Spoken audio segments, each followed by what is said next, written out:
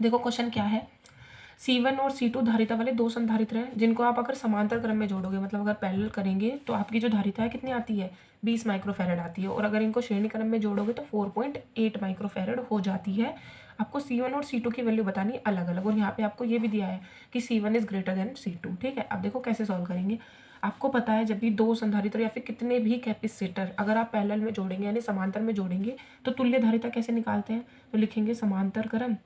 समांतर क्रम में हम धारिता तुल्य कैसे निकालते हैं, तुल्य धारिता, धारिता के लिए हमारे पास फॉर्मूला होता है C is equals to C1 plus C2। ठीक है, अब देखो यहाँ पे कितनी वैल्यू दे गई है आपको, C1 C2 तो दे रखे थे, इनकी जो C थी वो कितनी दे रखी है आपको, ये गिवन है C1 plus C2 is equals to 20 microfarad, यहाँ लिख देंगे, ये गिवन है आपके पास। ठीक है, नेक्स्ट आगे पढ़ते हैं।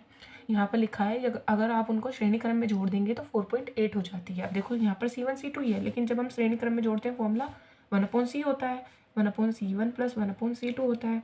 अब देखो यहाँ पर ये कितनी हो गई थी, 4 ये हो जाती है आपके पास 4.8। इधर सॉल्व करेंगे तो जब भी मतलब दो डिजिट ऐसी हों जिनका आपस में कोई भी रिलेशन ना हो तो एलसीएम कैसे निकालते हैं, दोनों की मल्टीप्लिकेशन करके, तो दोनों की मल्टीप्लाई कर देंगे, C1 C2 आ जाएगा, इसके इधर मल्टीप्लाई करेंगे C2 प्लस C1। अब देखो यहाँ पर क्या लिखा हुआ है, C2 प्लस C1, और यहाँ पे क्या है C1 प्लस C2। ऐसे देखते हैं, अगर हम 4 प्लस 3 करेंगे तो भी 7 आएगा, और 3 प्लस 4 करेंगे तो भी 7 आएगा। तो इसको आगे पीछे आप कैसे भी लिख लें, आंसर यहाँ पे 20 ही रहने वाला है। ठीक है, अगर आपको फिर भी कोई दिक्कत है तो आप इजिकल्स टू में ले जाके लिख सकते हैं, ये 4.8 यहाँ पे लिख सकते हैं C1 प्लस C2, फिर उसके बाद 20 लिख सकते हैं, अदरवाइज कोई प्रॉब्लम है नहीं तो मैं डायरेक्ट 20 लिख देती हूँ। और यहाँ पे C1 और C2 बचा, आप क्रॉस मल्टीप्लिकेशन करेंगे तो C1 C2 की वैल्यू देखो क्या आएगी, 20 इंटू 4.8, पॉइंट हटाएंगे तो क्या आ जाएगा, 10 आ जाएगा, इस जीरो से ये जीरो हो जाएगी, कितना आएगा 48 टू 96 माइक्रोफैरड आ जाएगी C1 C2 की वैल्यू। ठीक है, अब देखो उसके बाद अब यहाँ पे C1 C2 आपको पता है, आपको मल्टीप्लाई इनकी प्रोडक्ट भी पता चल गई, लेकिन हमें क्या चाहिए, अलग अलग वैल्यू चाहिए।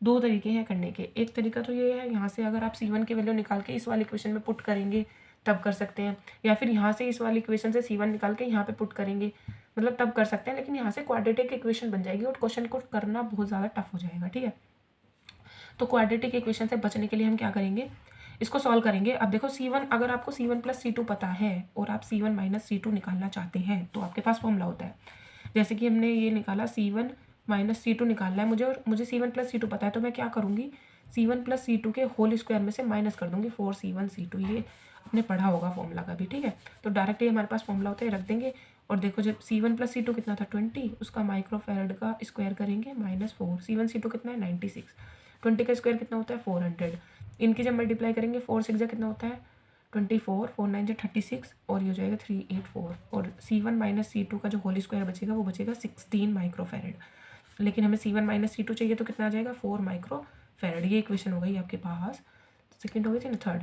अब हम बात करते हैं, देखो यहाँ पर ये फर्स्ट वाली को देखो और थर्ड वाली को देखो, यहाँ पर है C1 plus C2 is equals to 20 microfarad, और यहाँ पर है C1 minus C2 is equals to 4 microfarad.